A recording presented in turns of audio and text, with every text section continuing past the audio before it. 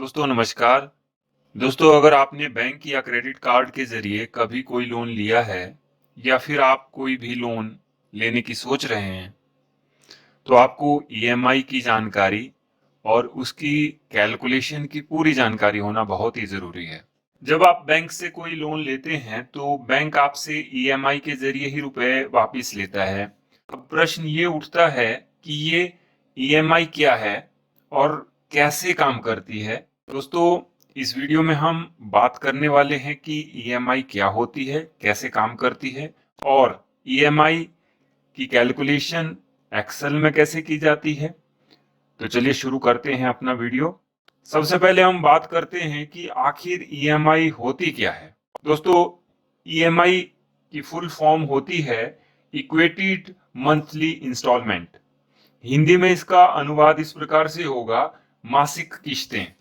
यानी किसी लोन को चुकाने या सामान खरीदने पर जो भी मासिक किश्तों का हम भुगतान करते हैं उसे ही ईएमआई कहा जाता है।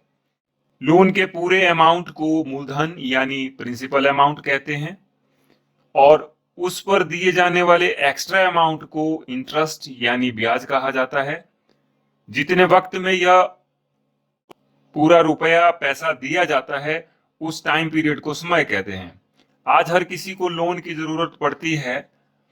लोन में आपको एक साथ पूरे रुपए मिल जाते हैं, लेकिन जब आपको लोन चुकाना होता है तो आप एक साथ पूरे रुपए नहीं चुका सकते हैं। इसलिए बैंक्स आपको ईएमआई का ऑप्शन प्रोवाइड करते हैं, एक ऑप्शन देते हैं जिसके जरिए आप हर महीने भुगतान करके अपने लोन को आसानी से चुका सकते हैं।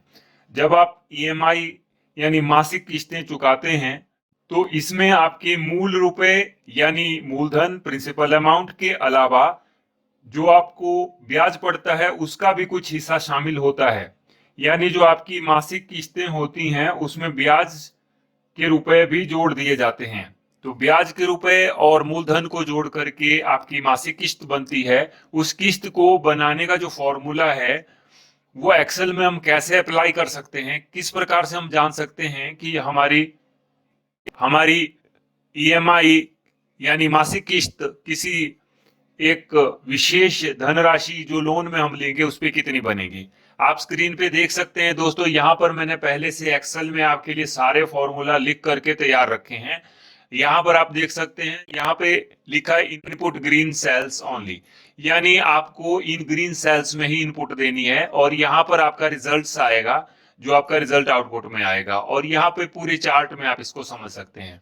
जैसे मान लीजिए हमने होम लोन अमाउंट लिया 30,000, या हमको किसी बैंक के द्वारा 30,000 की धनराशि लोन के रूप में प्रोवाइड की जा रही है और लोन इंटरेस्ट रेट जो है हमें 22% लग रहा है और लोन का टेन्योर यानी उसका समय अवधि 18 महीने है, जिसे कि हम 1.5 लिखेंगे। तो ईएमआई यानी उस पे बनने वाली जो किस्त होगी, मासिक किस्त 1972 रुपीज होगी। टोटल पेमेंट जो हम टोटल इस पूरे 18 महीनों में देने वाले वो 35,493 रुपए होगी और जो टोटल हमको इंटरेस्ट पड़ेगा वो 5,493 रुपए होगा। अब आप इसको यहाँ इस टेबल में समझ सकते हैं। यहाँ पे इंस्टॉलमेंट में 0 से शुरू होता है। आउटस्टैंडिंग लोन जो आपको देना है 30,000 है, उसमें आपने कितना प्रतिशत लोन पेड किया पहले महीने में, यानी 0 जब शुरू लेते हैं उस दिन से बिल्कुल 0% होता है। फिर फर्स्ट इंस्टॉलमेंट आपकी 1972 की चली गई, तो प्रिंसिपल अमाउंट जो है उसमें कितना है, 1422 रुपए प्रिंसिपल अमाउंट है और इंटरेस्ट जो है इस पे है 550 रुपए, इसमें इंटरेस्ट इंक्लूड किया गया है। इस प्रकार से 1972 आपका ईएमआई बना यानी किस्त बनी। दोस्तों अलग अलग लोन पर ये परसेंटेज अलग अलग हो सकती है। अगर हम जाने तो प्रिंसिपल 72.1% था और इंटरेस्ट जो हमने दिया वो 27.9% दिया और हमारा आउटस्टैंडिंग यानी बकाया जो मूलधन है वो 28,578 रुपए रह जाएगा पहली किस्त देने के बाद। और हमने कितना प्रतिशत लोन पेड कर दिया, 4.7%। इसी प्रकार सेकंड हमारी इंस्टॉलमेंट यानी ईएमआई के बाद हमारा जो टोटल आउटस्टैंडिंग है इतना रहेगा और कितना हमने पे किया वो पूरा आप टेबल में देख सकते हैं। और 18वीं किस्त जब हम देंगे तो उसके बाद हमारा जो आउटस्टैंडिंग है वो बिल्कुल जीरो हो जाएगा, यानी 18 महीने में हम इसे क्लोज करेंगे।